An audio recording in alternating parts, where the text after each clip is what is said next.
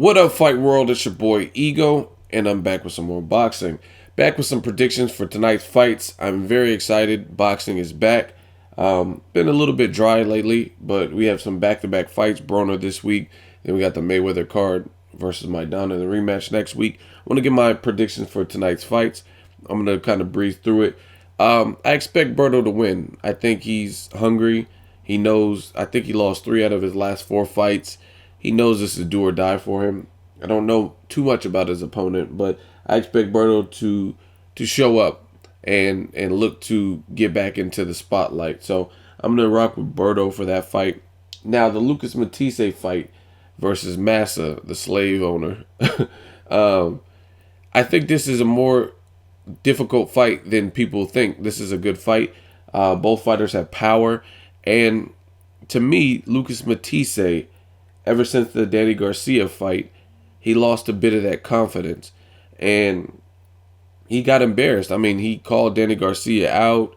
He begged for the Danny Garcia fight. He was chasing it, chasing it. Then he got to that moment for another world title, and he came up short. His eye was all busted up. Danny Garcia clearly won that fight. In fact, Danny Garcia went on to have more trouble with a less threatening puncher in Mauricio Herrera than he ever did with Lucas Matthysse. Some people complain, oh, if his eye wasn't this and that, this and that. Yo, that's a fight game. It's not no what ifs. The fact of the matter is, his eye did get swollen the fuck up, and it was caused by a punch. The end of story. So, I mean, it's the way things play out. Give Lucas Matthysse a lot of credit because he showed tremendous heart. A lot of people would have given up at that point. You know what I mean? It seemed like an uphill battle, but he stayed in tough, and you know what I mean, he kept fighting. True warrior. So I think tonight's fight is going to be a good fight. It's going to be a lot more, I would say, back and forth than a lot of people are expecting. And that's what happens in boxing. In boxing, sometimes fans only know the big names. And if you haven't heard of the person, then you probably haven't done the research on them. And you don't know what's to come. So you're going to be shocked when you see it. I think it's going to be a good fight. I do pick Lucas Matthysse to win. I would say by late stoppage, rounds 8, 9, or 10. To me, possibly before the Danny Garcia fight, Lucas Matthysse would have been more confident, so he might have been able to get this guy out of there a lot easier. But as you've seen in Lucas's last fight with John Molina, there was another fight where it was an uphill battle. He got knocked down twice, I believe, and it was a back and forth fight, and he was able to kick it up a notch and get the victory. So shout out to Lucas Matthysse. I think he realizes what's at stake. Big fights in the future. There's a lot of names at 140, 147 that he could potentially fight in the future. So I think he's going to have a good showing, but I think it's going to also be a tougher fight than most expect. Perhaps one of the most difficult fights on the card. But I do think Lucas Matthysse, he's not a brawler. He's a boxer puncher with a lot of fucking power. So I think that'll be the difference maker. But it'll be interesting to see how much heart Massa has, and if he can get Lucas Matthysse out of his game plan, and he can also crack too. So, in my opinion, he's dealing with a Lucas Matthysse who's not just knocking everybody out. You know what I mean? Even though he got a knockout in his last fight against Molina, as I mentioned, he did it, and there was some effort to it. Versus when he fought Alus again and Jose and all that. That was pretty much a dominant fight. He was dominating. Even the Humberto Soto fight, it was good and it was competitive. But Lucas Matthysse was clearly winning the rounds, in my opinion, from what I've seen. Like I said, there were some spots where it's good, and Soto had a good showing. But ultimately, I was scoring more rounds for Matthysse, and that's what it is. So that's my prediction for that. And then in the main event, you got Adrien Broner-Emanuel Taylor. Now, I'm picking Broner for a variety of reasons. I think Broner is just better at majority of the categories. When I look at speed, I would say Broner's hand speed is better than Emanuel Taylor's. Now, Emanuel Taylor has respectable hand speed. It's good speed, but I think Broner has very, very quick hands, probably underrated speed in that department. His defense is not Mayweather or nothing like that, but Broner has a solid defense.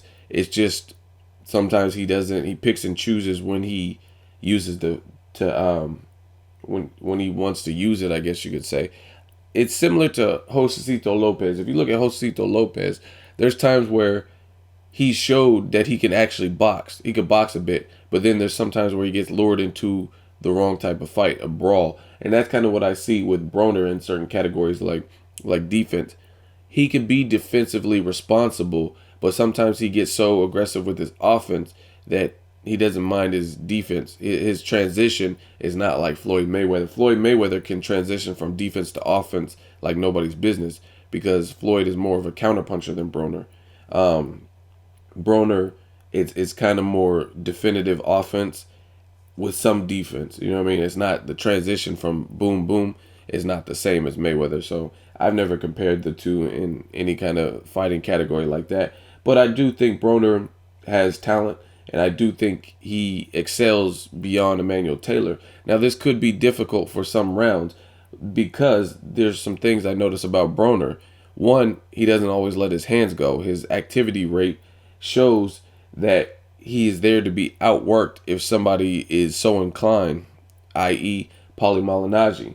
In those early goings, Paulie Malignaggi was having a field day and his work rate and activity level was ridiculous, while Broner was like picking a few shots. So I always say this, Broner fights like the current Mayweather, the aged Mayweather, versus Mayweather when he was in the lower divisions and he was letting his hands go tremendously and showing you all the hand speed, like Mayweather versus Manfredi or Arturo Gatti, where he's tripling up on hooks and shit and to the body, to the head. That's not how Mayweather fights currently. So I think Broner, if he wants to emulate Floyd, he needs to emulate Floyd in the lower weight divisions because Broner's still young. He hasn't been through as many wars and been in the sport 18, 19 years like Mayweather has. So he should have a lot in his tank where he can have a better activity level. And that's where Broner could face adversity because he's a slow starter. And again, that work rate. He has tremendous hand speed, but he doesn't always show it. And it's kind of like he's waiting for the perfect storm to finally, in the third or fifth round or whatever, let his hands go and show you what he can do. So that's one thing that's always made me kind of weary of Broner. Like the Gavin Reese fight. Gavin Reese was just gung-ho coming at him, and he was losing some of the early rounds, you know what I mean, to a nobody, when he probably could have stopped Gavin Reese, truth be told, in the first or second round had he opened up his offense more and got a quicker start. So that's where Emmanuel Taylor could shine. I think Emmanuel Taylor, I don't think he fears Broner. There was some shit talking. Broner tried to choke him, but he realized quickly you ain't going to choke a brother like you choke Eloy Perez or whoever else. You know what I mean? Like, not everyone's going to accept no punk shit like that. So it's going to be a good fight. I think Broner needs to establish himself quickly and take away Taylor's confidence. He has the crowd support. Taylor's going to be fighting in a hostile crowd. Broner's had more big fight experience, more main event experience, things like that. So these are all reasons why I'm picking Broner to win. It could be a good fight. I think Emmanuel Taylor, he's just good at several things. He rose to fame and got this shot based on beating Kareem Mayfield, but Mayfield's the homie. In my opinion, he still struggles with certain things in his arsenal, but I think Broner's a different type of fight for him.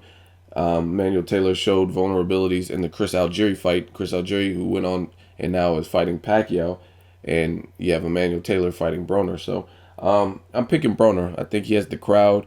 I think his confidence should be back a little bit after the Carlos Molina fight. Wasn't that impressive, but he could have been a little bit ring rusty. And again, he has the crowd in his favor.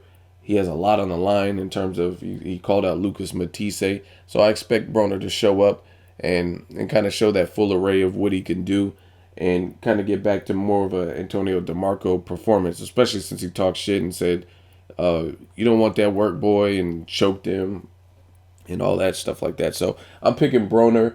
I would say probably late stoppage, maybe round 7 to a decision. So that's my prediction. Let me know what you guys think. Who wins this? Who takes it?